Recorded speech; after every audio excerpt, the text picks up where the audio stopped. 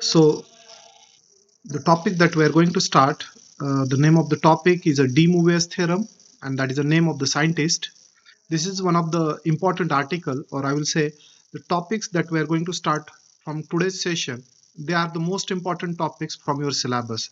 So the remaining topics that we have are, first of all, we finish de Moivre's theorem today. Then we have three applications for de Moivre's theorem. The first one is simplify the given expression by using de Moivre's theorem. Second, find the roots of a complex number. And third is proving certain trigonometric identities using de Moivre's theorem. So that are the three uses, we'll say, of a de Moivre's theorem. And lastly, in the syllabus that we have the hyperbolic functions, and using hyperbolic function, then we have some articles like separation to the real and imaginary part. So that is the part of our syllabus. So let me come to the de Moivre's theorem here. First, if we write a given complex number, which is x plus iy, in a polar form, it will look like z equal to r times cis theta. Okay. Can anyone tell me what will be the value of z square?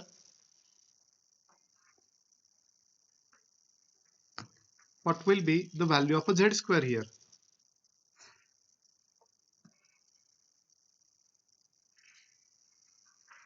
R square I sin 2 theta. Okay, r square. This is a, we'll say cis 2 theta or cos 2 theta plus I times sin 2 theta. We already seen one property. When we multiply a complex number, there is a multiplication of the modulus, that is, it become r square only, but there is addition of the argument. The angle will just added there. This is just by trigonometric property we can prove it. Similarly, if we are interested for z cube, it will come r cube cis 3 theta. So in general, what is the value of z raised to n? What should be z raised to n there? Yes, This and theta. it is a cis n theta. Is that r raised to n into cis n theta? And that's only the de Moivre's theorem. De Moivre's theorem can be proved with the method of mathematical induction. But remember, in syllabus, it is clearly mentioned de Moivre's theorem without proof. So the proof will not come in the exam. By chance, by mistake, if it comes in exam that prove that, then you should know that it is just by method of induction you can prove. That is, first you proved it for z equal to 1, z equal to 2, then assume it is true for z equal to k and prove that it is a true for z equal to k plus 1. That is a mathematical induction. But definitely it will not come in exam, as it is clearly mentioned in syllabus. It is without proof there. We'll come to the statement now, the statement of a de Moivre's. So here is the statement that we have. So de Moivre's theorem without proof, it is written in syllabus only. Yes. Down. Sir, will you please show the previous slide so that we can note down, sir? So already I told that it is without proof. So why you want the proof? Okay. Note down.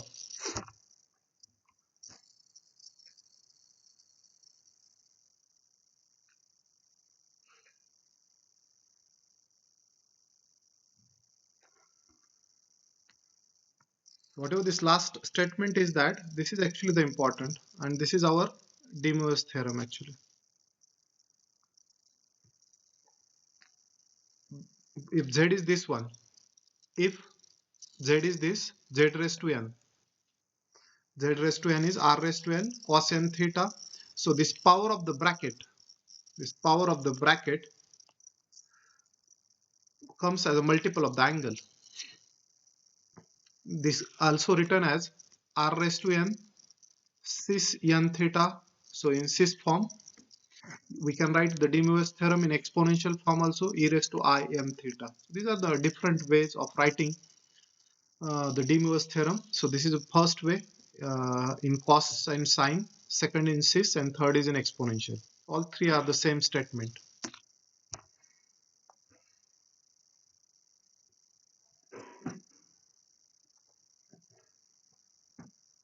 So are you finished?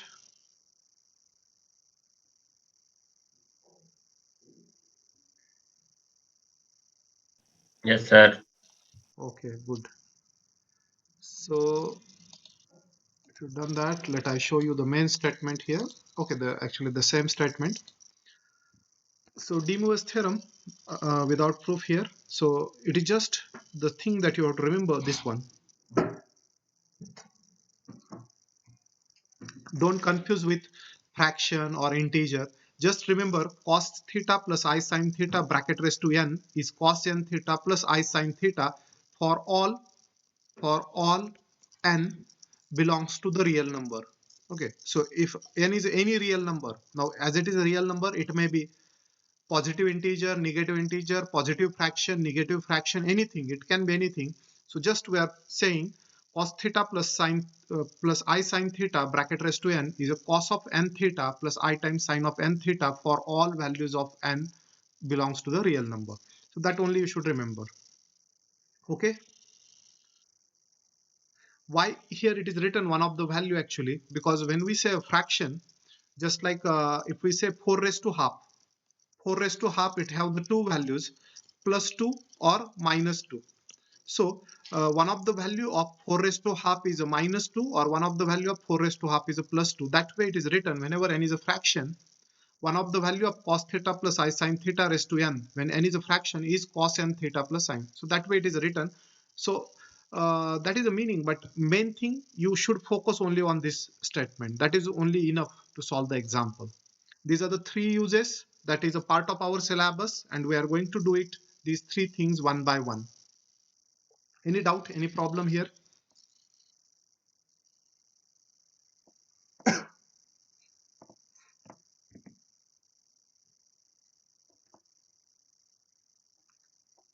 Is there any doubt?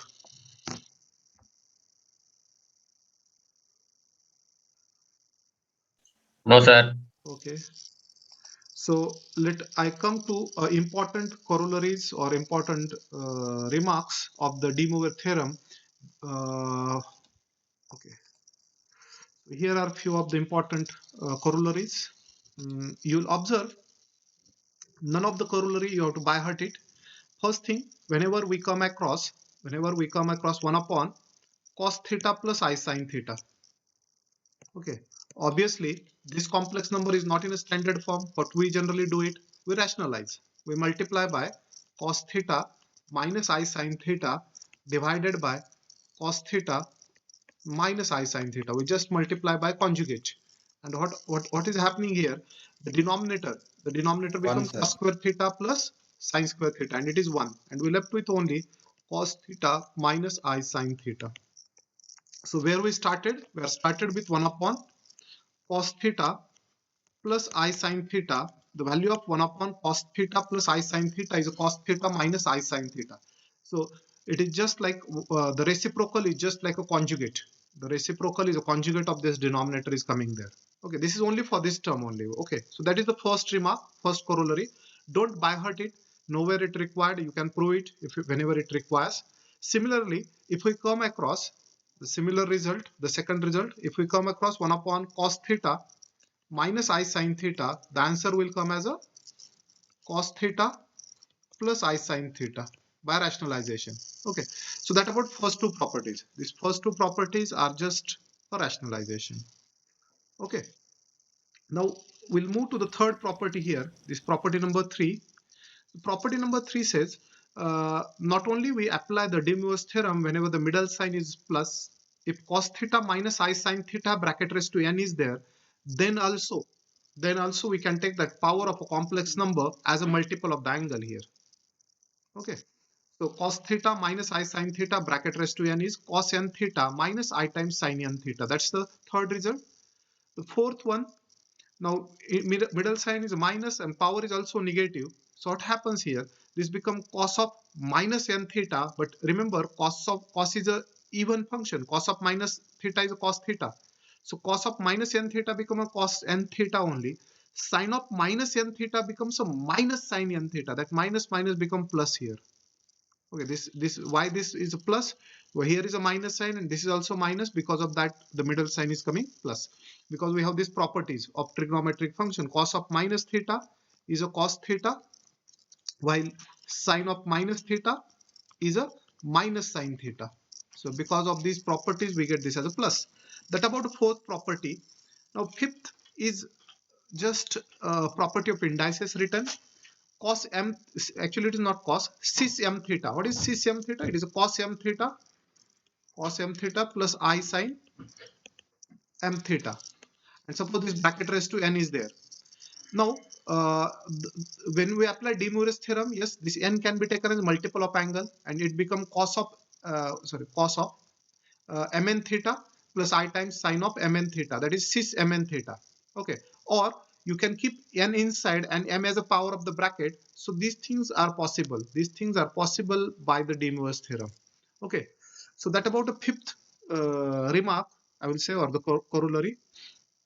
Last is nothing but, actually this is just, we already seen also, when we multiply a complex number, there is addition of argument. There is angles are we are adding. Just when we multiply a complex number, there is addition of argument. So that about 5 remarks. None of the result you have to by heart, just you understand what is happening there.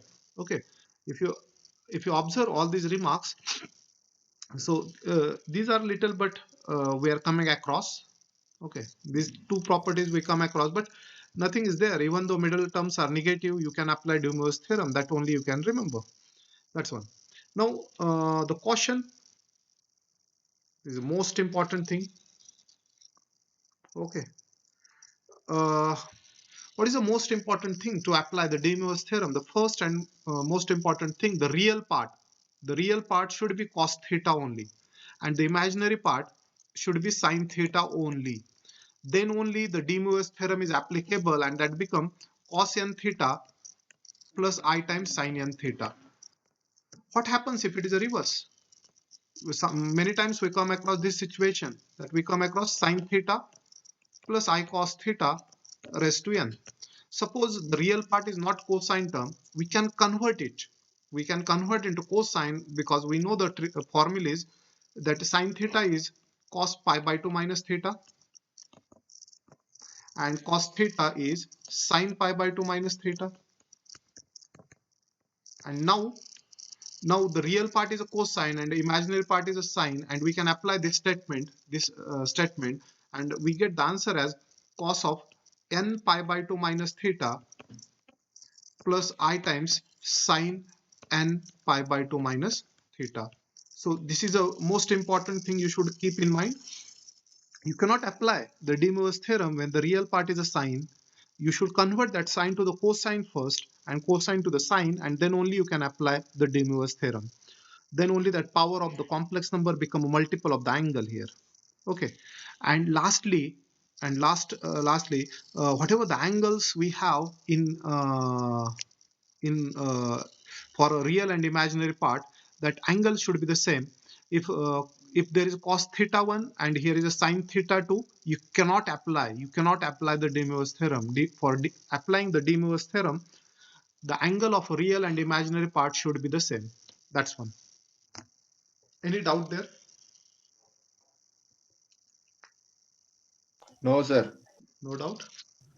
Sir, we are noting down the corollaries. Yes, you note down it, no issue. The most important thing, remember, this caution is the most important thing. So these 2 points are very important. You should not forget it. Okay, these are important things. Without understanding these 2 important points, you can make then mistakes and you can get wrong answers there.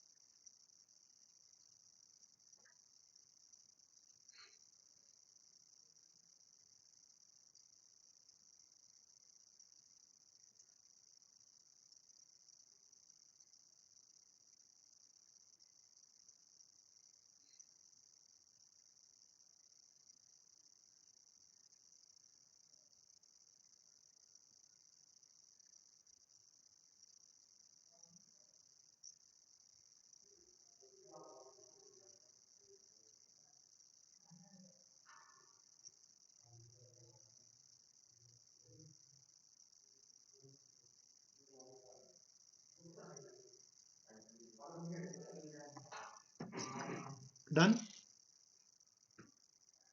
Yes, sir. Okay. Yes, sir. Done, sir. So let me come to the first use here. फिर last वाला line please show sir. Angle of. You are taking too much time actually. Okay. These are with you. All the slides are with you. You can keep it. Hmm?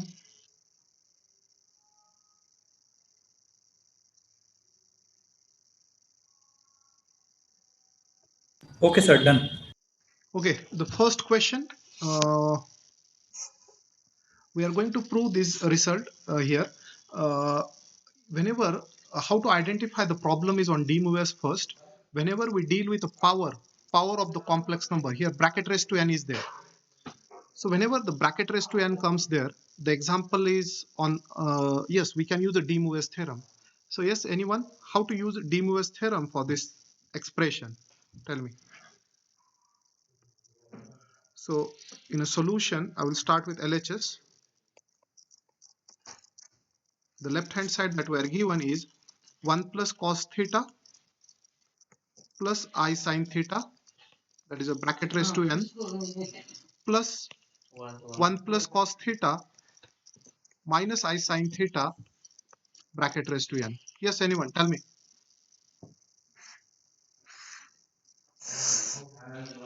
How to apply De Moivre's theorem? To apply it, we should have real part as only cosine, imaginary part is only sine, but it is not like that. You cannot apply directly. So what should be done?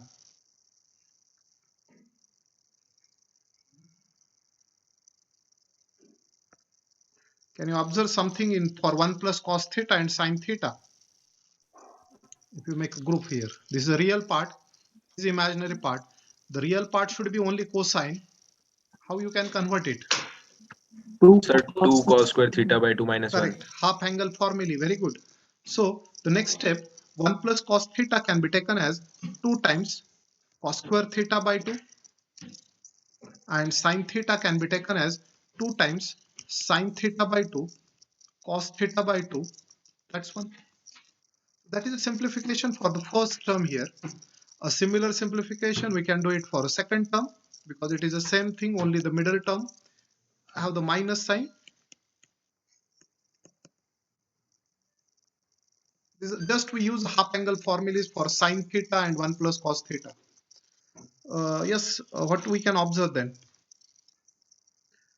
2 cos theta by 2 is a common from first bracket as well as the second bracket. So 2 raised to n cos raised to n theta by 2 is a common throughout. And what we left? The first thing that we left it here in the first bracket is a cos theta by 2 plus I sin theta by 2, and that bracket raised to n. And for the second, we left as a cos theta by 2 minus I sin theta by 2 bracket raised to n. Is that clear? Yes, next step. Yes, sir. We should apply now. We can apply the De Moivre's theorem and we can take, because De real Moivre, part is sir. cosine, imaginary part is only sine, and the angles are same. Yeah, we can apply De Moivre's. We can take this power of a complex number as a multiple of angle. So here we get now this first term as it is. This is a 2 raised to n. Sir, in the question that n is in the power, so is it wrong there in the question? Pardon? Sir, in the question, it is written as cos raised to the power n and the angle is theta by 2. But shouldn't it be n theta by 2 No, in the no, question? it is correct. It is correct here. Cos raised to n theta by 2. It is cos Okay, raised sir. to n only is there. This one. Okay, the one term is cos raised to n. So cos raised to n theta by 2 is there. This outside the bracket. Because when cos theta by 2 raised to n is cos raised to n theta by 2. Got it? Okay, sir. And now here, when we apply this De Moivre's theorem, the first term become cos n theta by 2 plus I times sin n theta by 2. Now apply De Moivre's for the second bracket also. It gives cos n theta by 2 minus I sin n theta by 2. That's one. And we'll observe here this I sin theta by 2 term gets cancelled with opposite sign, and we left with this 2 raised to n cos raised to n theta by 2, and this bracketed value becomes 2 times cos n theta by 2. And now if we combine these two together, it becomes 2 raised to n plus 1. 2 raised to n plus 1 cos raised to n theta by 2 into cos n theta by 2. And that's the required answer. That is the RHS. Okay, that's the proof. If you have a doubt, yes, you can ask. The main and the most important step is this step number 1. If you get this step, half angle formulas, we are using half angle formulas for these things. So that is a main important thing. If you got that step, yeah, you can do it quickly.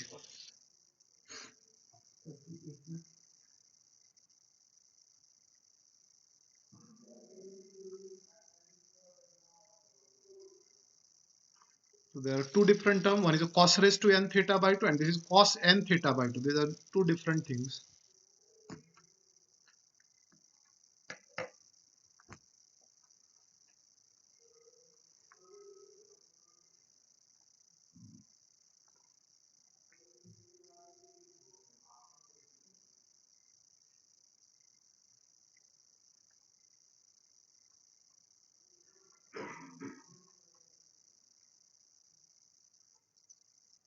Sir, done. Done. Okay, very good. So one last question here, one more.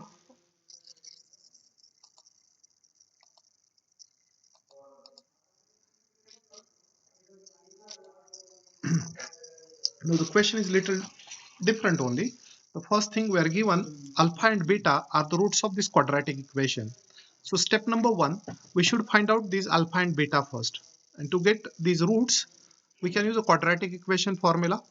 So if we compare this equation with quadratic formula, we can get x is equal to, the formula I will write first, minus b plus or minus root of b square minus 4ac upon 2a.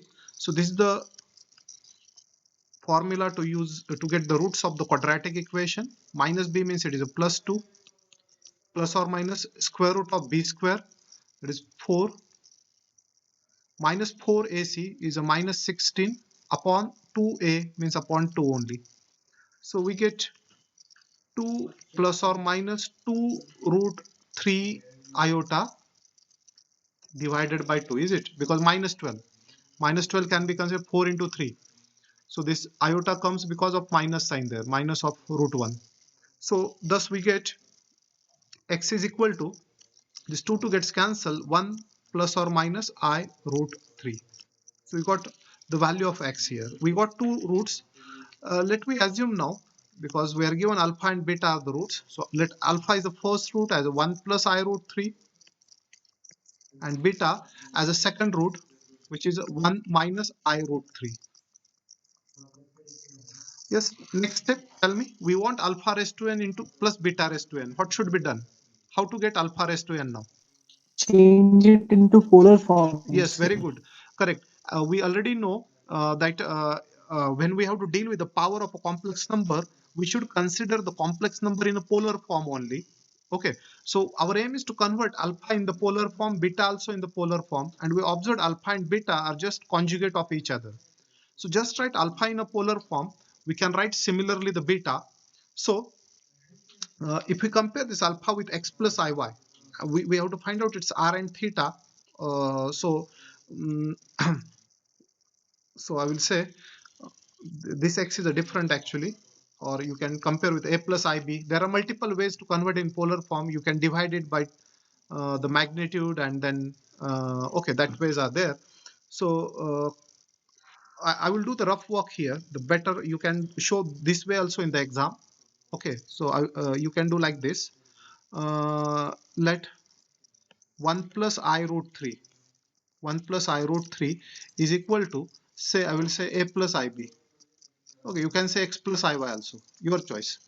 This implies r is the root of a square plus b square for a polar form. Root of a square plus b square.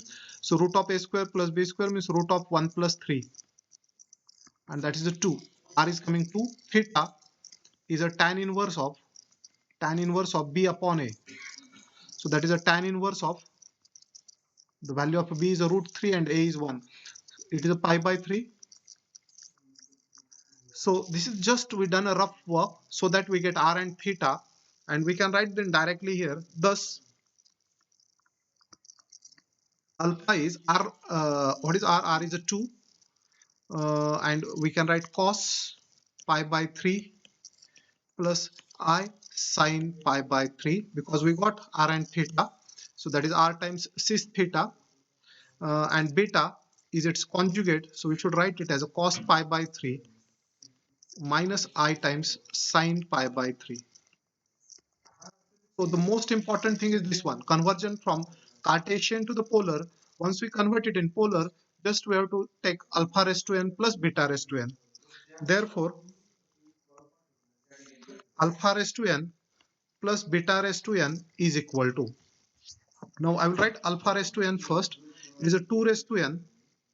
2 raised to n, this bracket raised to n. Okay. 2 raised to n into the bracket raised to n, or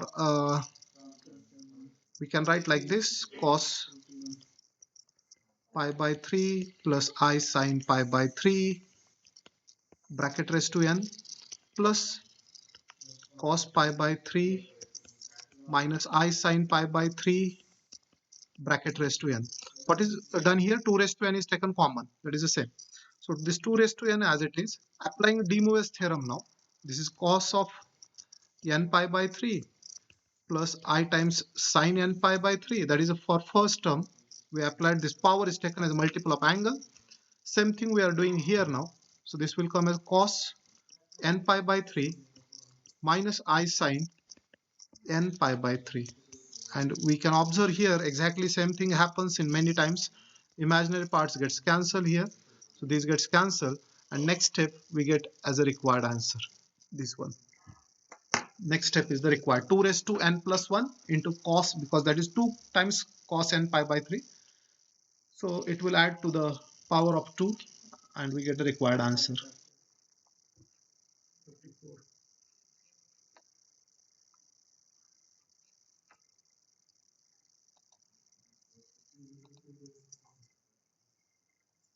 So can we use sum of roots and product of root formula? Yes, you can use that, but remember, I think 119 is asking that question.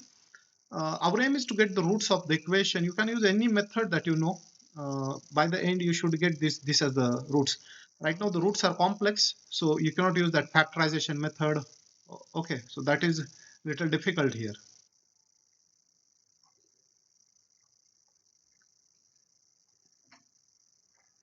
The roots are complex. Any doubt here? No, sir. No doubt? Okay. Sir, roots are imaginary or roots are complex, both are the same thing. Little louder. Sir, I am asking that in previous classes we were taught if discriminant less than g, that is discriminant negative, root will be imaginary. And you told right now is Your root voice is not clear at all. complex. Are complex, both are the same You thing. type on chat. You type on the chat. You're not audible.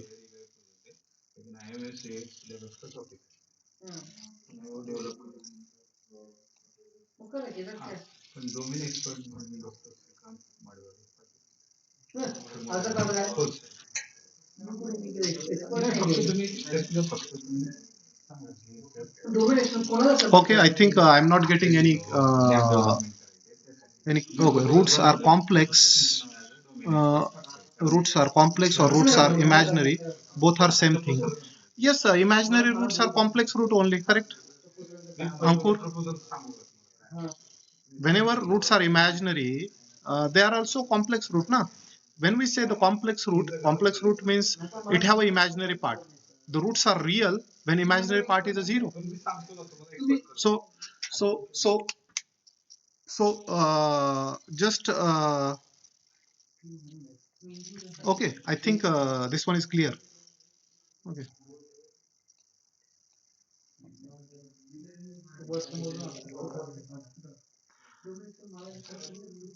Okay, any doubt? No, sir. No doubt. Okay.